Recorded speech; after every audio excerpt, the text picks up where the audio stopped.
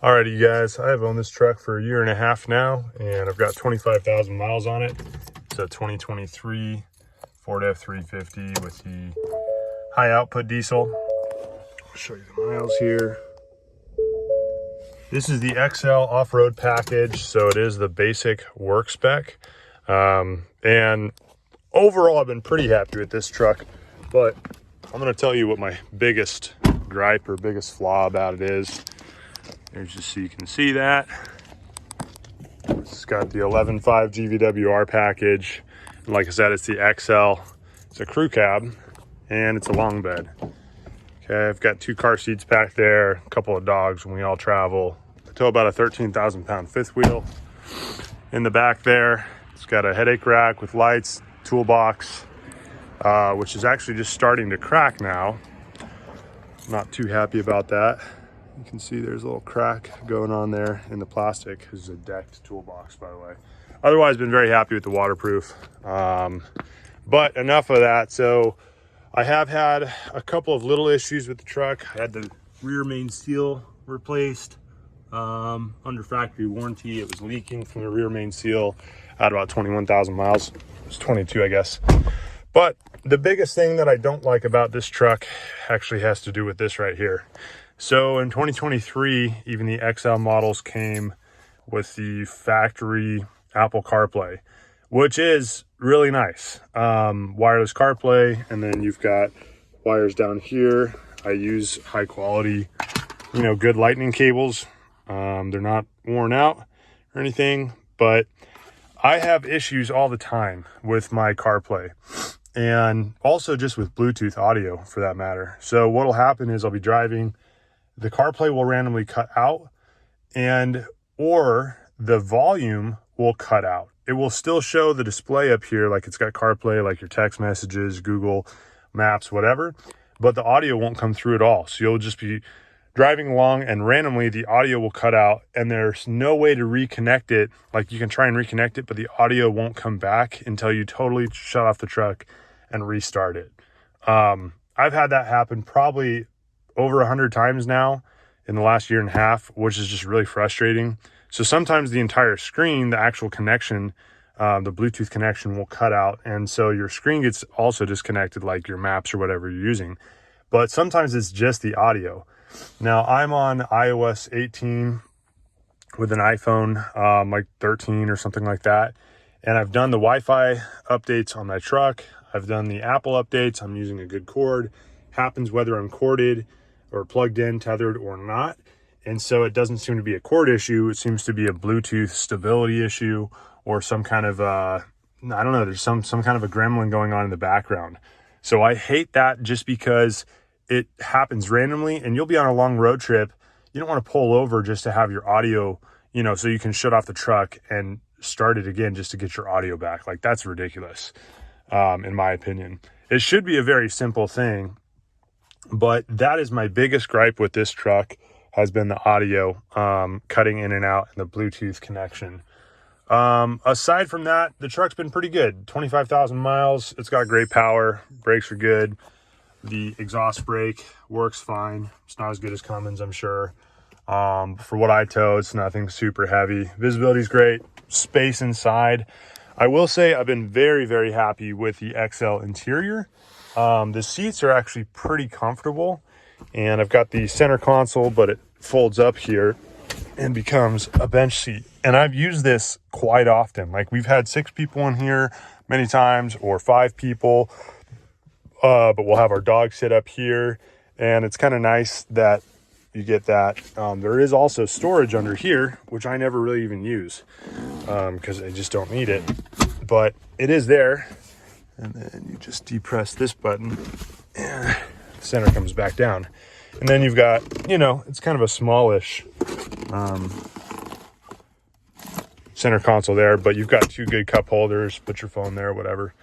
So, yeah, the truck overall has been pretty darn good for me. I just wanted to talk to you about what has been problematic and I guess the overall, would I buy it again? I think so. I know Cummins has had some problems. just not a huge Chevy guy. Just calling it like it is for me. I've just always been a Ford guy. I had a 6.0 that I really liked and put over 125,000 miles on it. I know that engine had problems, but got that to like 350,000 miles after I had bought it used. So I was pretty happy with that truck. This truck's been good to me overall. Thing I really like about the XL package is just how easy it is to clean, right? Like, I've got dogs and toddlers, and I just never worry about all the rubber mats or the vinyl. You can see there's goldfish and crumbs and crap, but you know, it's very easy to clean this truck and get the dog hair out of it or the snacks. Having the long bed has been great. Turning radius absolutely sucks on this truck. Trying to make a U-turn, you need more than 2 lanes usually, unless you spin it wide, but you can't always do that in the other lane. Bumper step is nice. I do use that quite a bit to get up.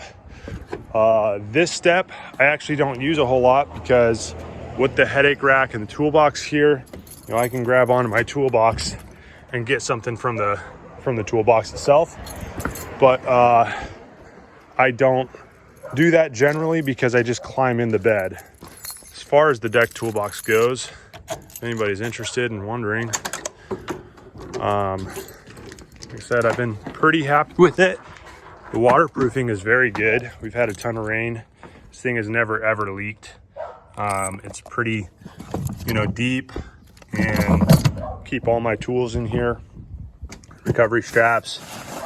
Got all kinds of equipment here that I used to use for demolition and junk removal, and now I just keep it for, you know, if I need to get out of a bad situation or fix something on the trailer. But like I said, the 2 things I would actually change on this is I would have a lock on both sides, so you have to unlock it from the driver's side. Not the end of the world, but there is no lock here. You can open it here once it is unlocked, and then you kind of have to slam it shut sometimes, and you can see that crack right there that's going on. And this is only a 1.5 years old. I don't abuse this truck, nothing's ever hit it, but you know, you do have to put some force on it just to get it shut all the way and press down on both sides, and then it works. But that's been my one bummer about this. I really thought it would actually last longer than it has, but that crack is a bit disappointing. You know, I do like the headache rack and the lights. So that comes on, you got your turn signals, and then extra bright reverse LEDs. The DEF consumption on this truck, I really don't have anything to compare it to. It's fine. I obviously wish I didn't have DEF, and one day I might delete this truck after we move, but here in California, that's pretty strict no-no. It does ride rough when it's empty. You can see it's, you know, it's got our leaf pack in here, and it's also got the heavy-duty front service suspension. It does ride pretty much like a 1-ton when it's empty, but when it is loaded, it rides pretty good. Haven't had any issues with the turbo, no issues with the transmission, shifts pretty normally. Big reason why I got the long bed was for the 5th wheel, and I could still have a toolbox and headache rack, not have to worry about any clearance issues. And also it's got a 48-gallon fuel tank. That's one thing I really do love, especially on road trips when you're towing the trailer. It can get like 500 miles of range towing. Plus I get about 750 just driving around town with the standard, just with the regular tank. Now on average, I'm averaging about 17 miles a gallon. That's totally mixed driving, but honestly, most of my driving is city.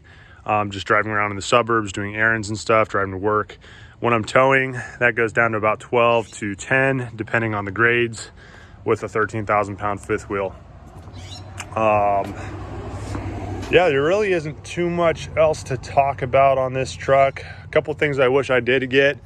I did not get a bed liner, so I put this WeatherTech mat in, and then we cut it to fit the B&W 5th wheel prep package, which I also didn't get because this was a pretty bare bones truck other than the XL off-road package.